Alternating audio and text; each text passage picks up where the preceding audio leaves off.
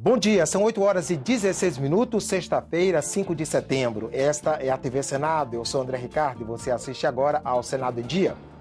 Projeto prevê vale hospedagem para trabalhadores de baixa renda. Serviço Ligue 180 de denúncias de violência contra a mulher será responsabilidade do governo federal.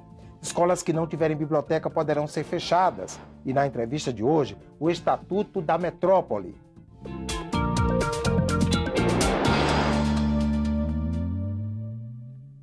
A Comissão de Assuntos Sociais analisa um projeto que deve estimular o lazer entre os trabalhadores de baixa renda. A proposta institui uma espécie de vale-hospedagem para que os empregados possam bancar despesas em viagens pelo país.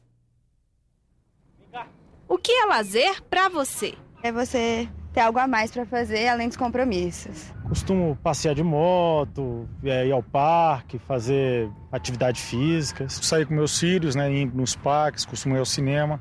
Gosto também de andar de bicicleta com eles, passear pelas cidades, conhecer novos lugares. Está na Constituição. O lazer é um direito de todos, assim como a saúde e a educação. Só que essa conquista só veio em 1988. Até então, a palavra lazer nunca havia sido incluída numa Constituição brasileira. O professor Cristiano Paixão explica que pela primeira vez nossa Constituição foi feita com a participação popular. E por isso tem um texto tão atual. O lazer é uma prova desse avanço. A Constituição determina que todos os níveis da federação, União, estados, municípios, nas suas competências, eles estabeleçam políticas públicas que propiciem, sim, acesso ao lazer.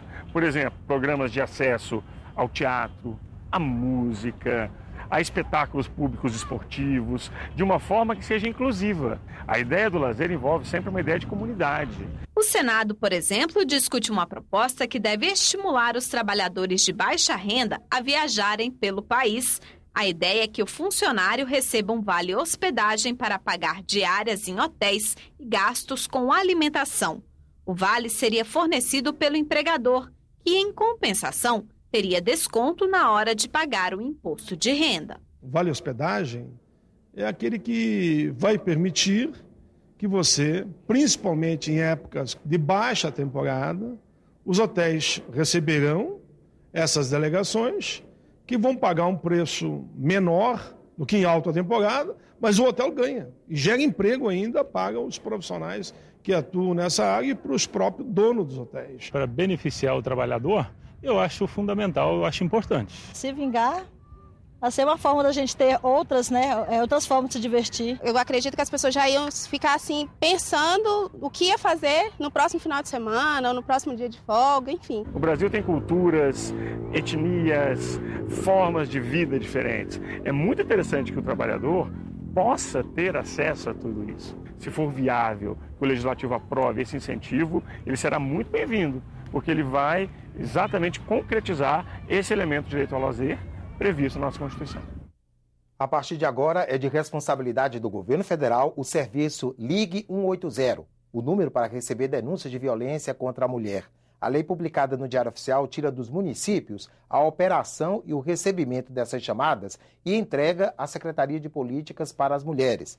Desde a criação do serviço em 2005 até 2012, o Ligue 180 atendeu a mais de 2 milhões de casos. O projeto de lei, que veio da Câmara, foi aprovado no Senado no início de agosto e sancionado nesta semana pela presidente Dilma Rousseff. Uma proposta em análise na Comissão de Educação determina a universalização das bibliotecas escolares. Se o projeto for aprovado, escolas que não tiverem bibliotecas podem ser fechadas. Giovana, de 8 anos de idade, fala dos livros que já escreveu. Era com Ajudar o Planeta, o outro era de uma abelhinha. O outro foi bem lá atrás, era a menininha que atravessava a rua sem olhar para um lado para o outro. Quantos livros você já fez? Não lembro.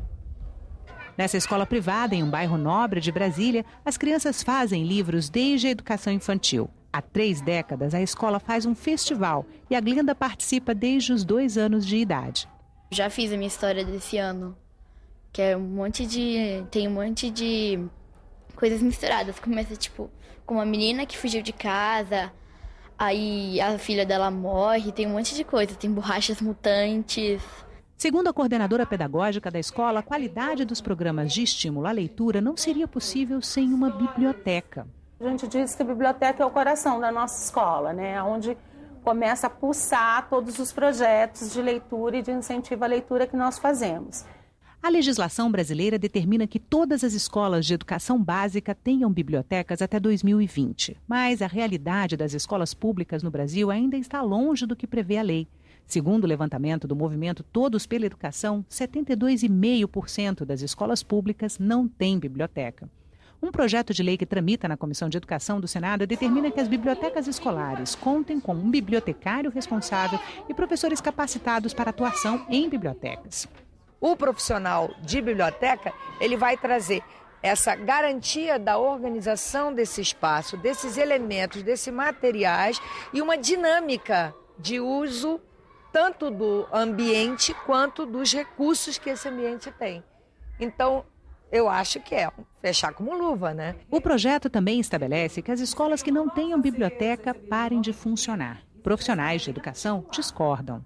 Acho que existe uma lei maior, né, que diz exatamente o contrário, que nós não podemos, que é direito do cidadão, que é direito da criança, do adolescente, do jovem ter acesso às escolas. É fundamental existir, sim, biblioteca escolar, que ela realmente abarque, né, a cultura humana, os saberes da humanidade, a construção humana, e que o aluno possa sentir parte desse espaço, que ele goste de estar nesse espaço, que ele cobre a existência dessa biblioteca, mas a sala de aula também é fundamental.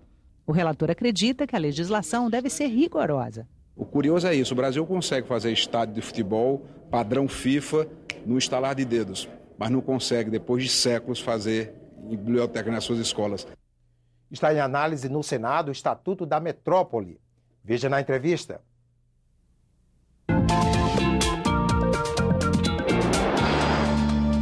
O Brasil tem hoje mais da metade de sua população vivendo em regiões metropolitanas, mas o país ainda não conta com uma lei para ordenar essas grandes ocupações urbanas e promover a gestão integrada desses municípios. Para sanar essa lacuna, a Câmara dos Deputados aprovou o projeto que institui o Estatuto da Metrópole. A matéria aguarda votação agora na Comissão de Meio Ambiente do Senado. Sobre esse assunto, eu converso com o consultor legislativo Vitor Carvalho Pinto. Bom dia, consultor. Bom dia. Em linhas gerais, o que trata o Estatuto da Metrópole? Ele trata da cooperação dos municípios na administração da cidade. Porque, ao contrário do que muita gente pensa, as cidades não estão sempre num único município. As grandes cidades do mundo, e no Brasil principalmente, estão divididas em vários municípios. E é preciso que eles colaborem entre si para que haja uma gestão compartilhada dessa cidade que é única. Que problemas que essas áreas têm enfrentado pela falta de uma legislação específica? A administração individualizada por cada município dos seus principais problemas acaba gerando problemas para os municípios vizinhos. A poluição de um município acaba sendo levada para o município vizinho. O abastecimento de água, a energia elétrica, o transporte, né? Tudo isso não pode parar na divisa de um município e recomeçar na divisa do outro município. Você veja, por exemplo, que em muitas cidades brasileiras, a população tem que pegar várias linhas de ônibus para sair de uma região onde ela mora para outra região onde ela vai trabalhar. E a mesma coisa no percurso de volta. Então, esse estatuto traria uma integração melhor entre esses municípios? Exatamente. O estatuto quer garantir que haja uma integração entre os municípios e deles com o Estado. Porque, na verdade, o Estado acaba assumindo várias dessas funções urbanas nessas grandes metrópoles. E hoje isso é feito de maneira fragmentada. Cada um faz o que quer e acaba muitas vezes um prejudicando o outro. E qual que é a diferença que tem entre região metropolitana e as chamadas RIDs, as Regiões Integradas de Desenvolvimento Econômico?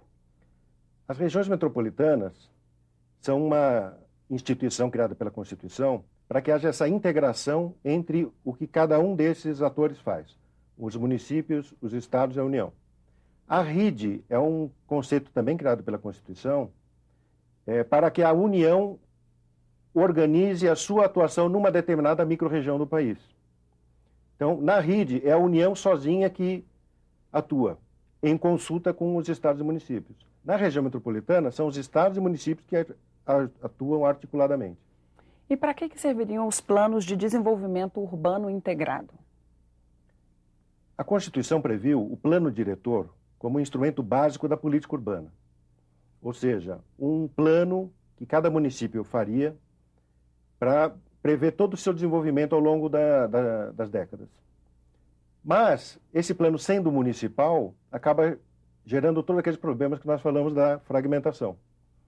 Então, o Estatuto da Metrópole prevê um plano único para toda a metrópole, a ser executado por cada município na medida das suas competências. Esse é um tema, consultor, que tem sido até muito judicializado e tem até um acórdão do Supremo nesse sentido, né? O que diz esse acórdão? Exatamente. Esse acórdão teve origem numa disputa no estado do Rio de Janeiro sobre a titularidade do serviço de saneamento. Como na maioria das grandes metrópoles, o saneamento no Rio de Janeiro é administrado pela companhia estadual. Então, ele é estadualizado, né? E vários municípios alegam que a competência é municipal. E isso foi parar no Supremo, e o Supremo acabou dando uma orientação para o país que é nova e eu diria até revolucionária. Porque o Supremo disse que nas regiões metropolitanas a competência não pode ser de cada município individualizada, mas também não é estadualizada. Que, na verdade, é preciso criar uma forma de governança interfederativa em que todos participam, né? E isso é uma coisa que nunca foi feita no Brasil. Então, o impacto desse acórdão é muito grande e deu origem até uma emenda constitucional que está tramitando aqui no Senado. Do senador Aloysio Nunes, é essa PEC? Exatamente. O que ela diz? É a PEC 13 de 2014, que começou a tramitar agora há pouco, né? E ela prevê uma lei complementar para regulamentar essa articulação interfederativa, né? Para que não fique apenas na interpretação do acórdão do Supremo e o Congresso possa se posicionar a respeito disso. Ela prevê a possibilidade da União criar regiões metropolitanas em metrópoles que estão divididas entre mais de um estado, né? Que hoje é tratado como RID. E não pode ser criada uma região metropolitana entre mais de um estado. Então, essa PEC permite isso, que seja criada a região metropolitana interestadual, né, pela União. Essa PEC avança mais, então, que o Estatuto da Metrópole? Avança mais porque o Estatuto da Metrópole está limitado pela Constituição, né? Como a Constituição prevê que a região metropolitana é criada pelo Estado, não há uma solução para a metrópole que atravessa as divisas de mais de um estado, né? Então, a PEC atua nisso. E o outro aspecto que a PEC atua muito importante é o financiamento desse novo órgão metropolitano.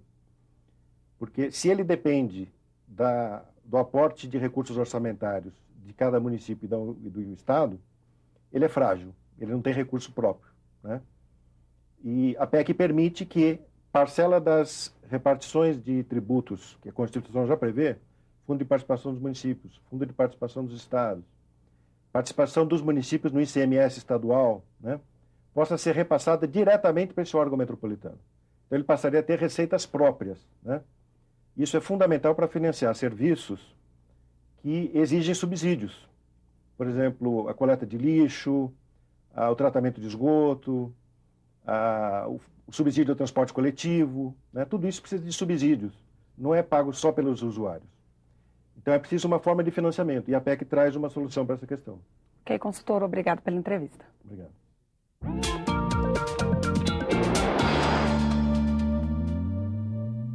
Ficamos por aqui. Daqui a pouco, às 9 horas, você assiste à sessão plenária não deliberativa. Enquanto isso, fique com a nossa programação.